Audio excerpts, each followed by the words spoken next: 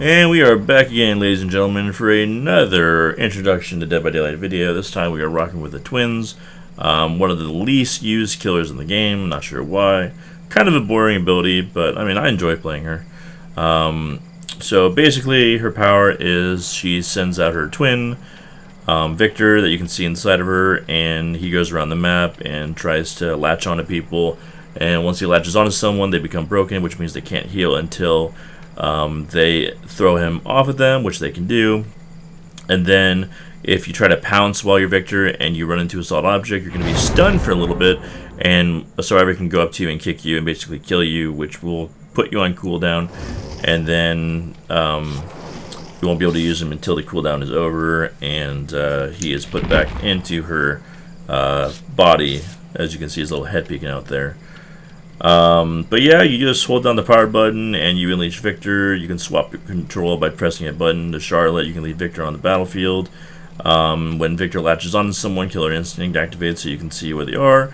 And in some cases, you get to see a little white aura coming from Victor, which makes it easier for you to see which person he's latched onto and the location and everything like that. And I think that is basically it. Victor can down someone if he pounces on someone who is injured. Instead of latching onto them, he will down them. And yeah. And I believe she becomes undetectable for a little bit when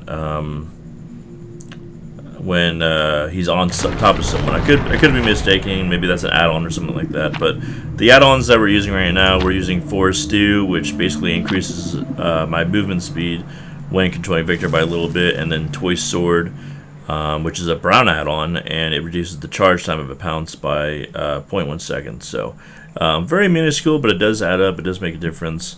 And I will show you how to use this killer. Just another simple killer. We haven't really gone to the complicated ones. But I promise you, the complicated killers with a lot of stuff going on for them are coming. Ooh! We are on a pretty survivor-sided map here.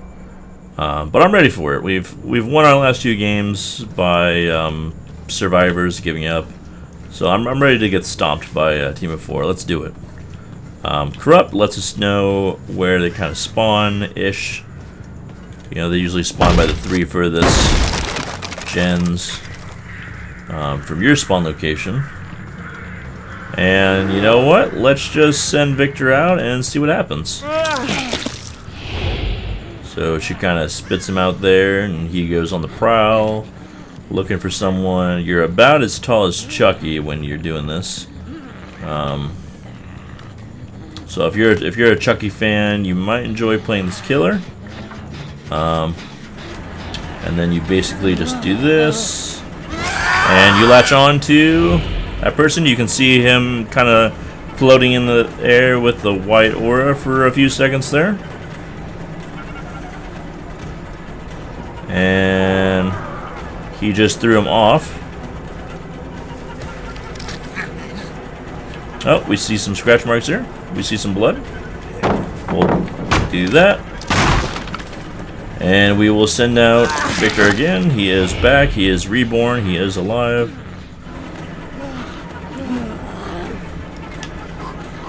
And down he goes. And we're just going to leave him there. We're going to go after another victim. Oh, they got a gen done. Oh, there's someone. And there she goes. Alright, let's go pick up Minus over here.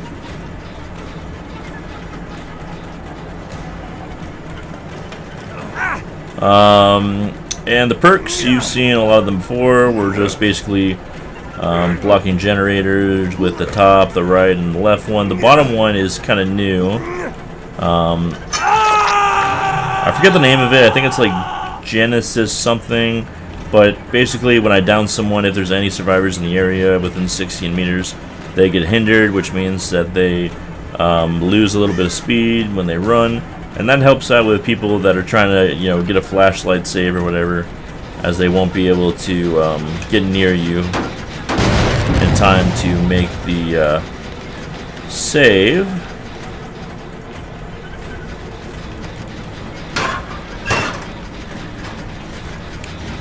Alright, we're gonna... I accidentally just killed him. I didn't mean to do that. So we're gonna send him out again. I think they might be in the shack. They go to the shack sometimes to heal. Oh, there he is.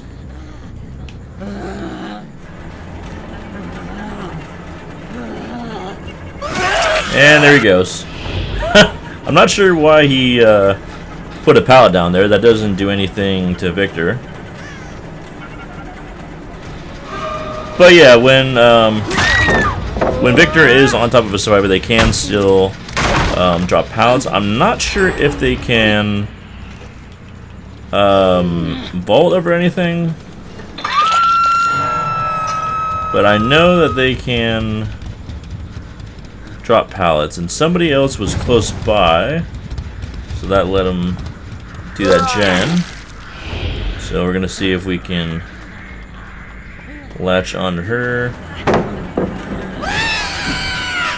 Now when you're playing as Victor, you can jump over stuff. It's a little risky, and he does get fall damage there, so there's not much you can do about that. He's fragile. He's a fragile little guy, you know. But we'll break this, and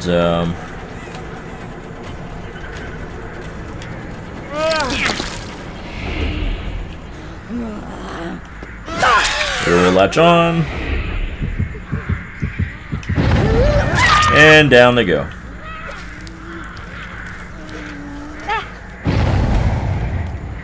We hear someone behind us. They probably have a flashlight. So that's our third hook. We have Grim Embrace. Move away from her, and then the generators will be blocked for 10 seconds. And we'll send them out again.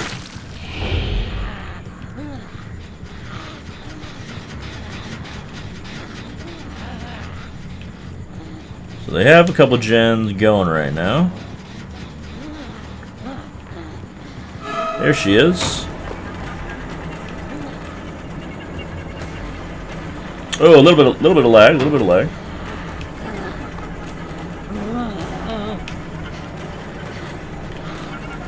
Oh, we missed. All right, we're gonna leave her. We gotta leave her. Running out of time. That gen's going. This gen kind of going. They're probably working on the main one? I guess they're working on the main one. There was somebody here. I don't know where the hell they went. Oh, here's this person.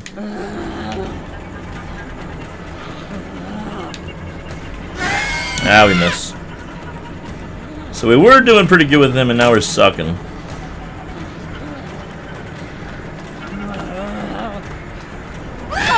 And we got her. We got her just in time.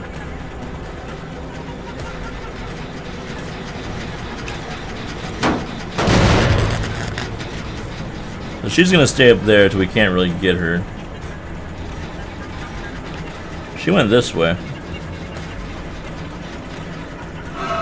Yeah, there she goes. So yeah, they're popping gens. Not the best map for twins. Probably has a pallet here. Yeah, nothing I can do. Yeah.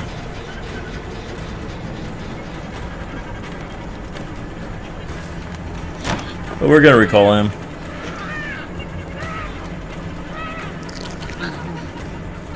A lot of pallets that I didn't break. But now we kind of have to leave her. We've been on her for too long. Yep. Somebody else was on the gen.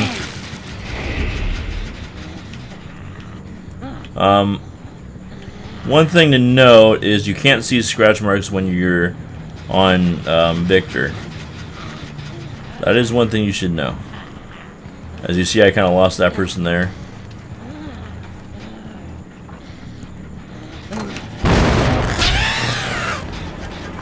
And that's what it looks like when they kick you. Kind of missed him there. Thought I got a hit, but I guess not. Oh, he's going to try to hop back on it.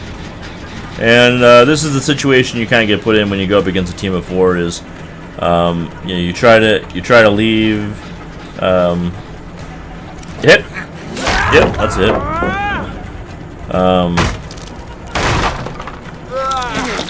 You know, you try to leave a gen or whatever, and you know, things happen. Oh, we missed. That was pretty bad. That was a bad miss.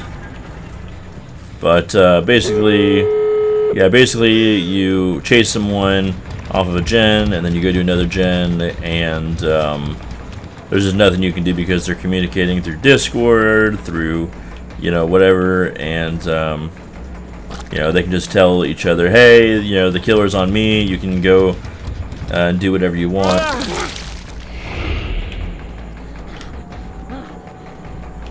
And there's someone down here.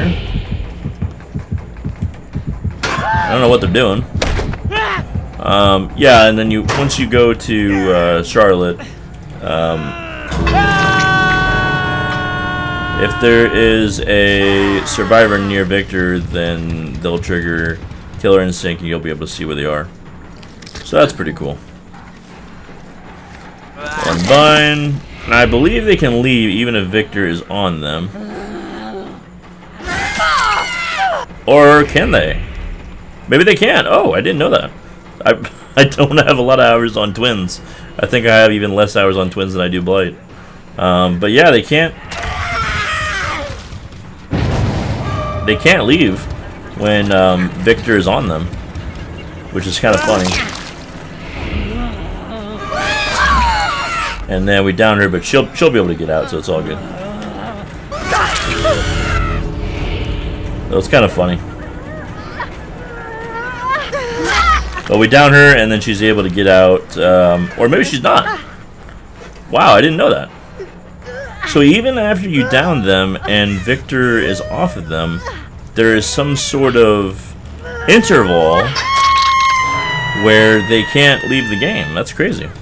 I didn't know that. We're finding out together a lot of stuff about Twins. And this is what I said in my previous video, is there's a lot of stuff that's not talked about in the description of the killer, you know?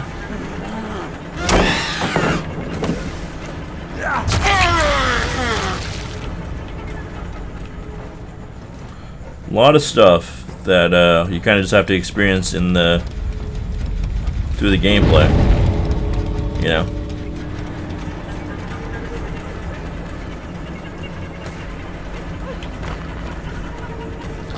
So, if you lose on this map, don't get mad or anything. This is a survivor-sided map.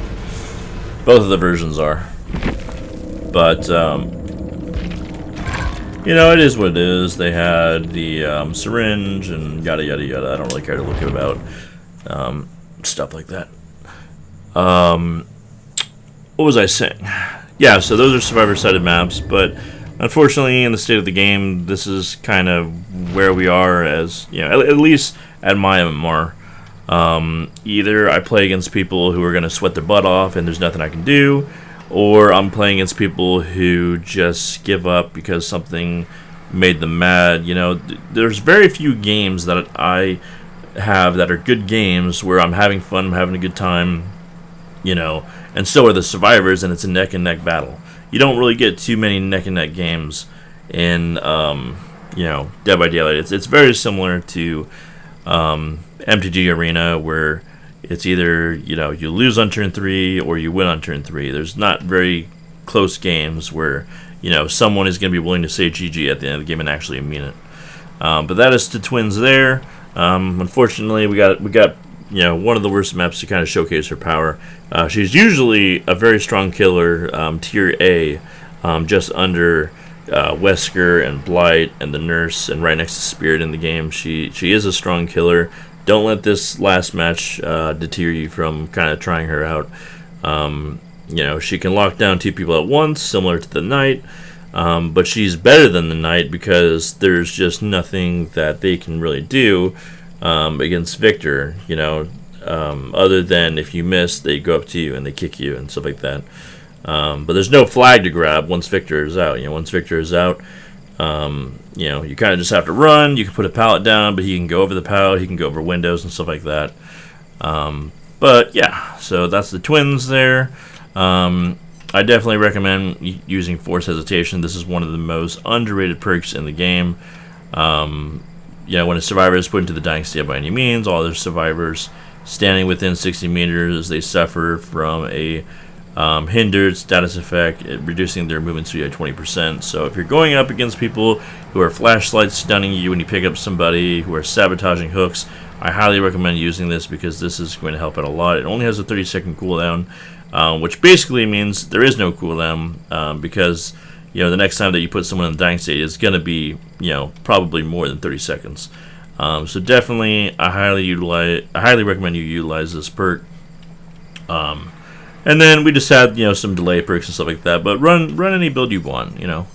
You can even run, you know, Sloppy Butcher and save the best for last, because half the time you're going to be, you know, hitting people with Charlotte, which is going to be counting as a basic attack. Obviously, Victor's special attack doesn't count, but they're still going to be good on Charlotte, as a lot of the time you're going to be downing an injured person that has Victor on top of them. It's just kind of hard to do that on the last map we played because it's not a one-story map. There's high places they can go. And yeah, the loops are not in the killer's favor at all and not balanced in any way, shape, or form. Yeah, that is the twins. Thanks for watching. Hope you enjoyed. Hope you learned something. Next time we're going to be checking out Trickster. And this guy just, you know, throws knives that bounce, stuff like that. A lot of fun to play with. But yeah, I will catch you in the next one.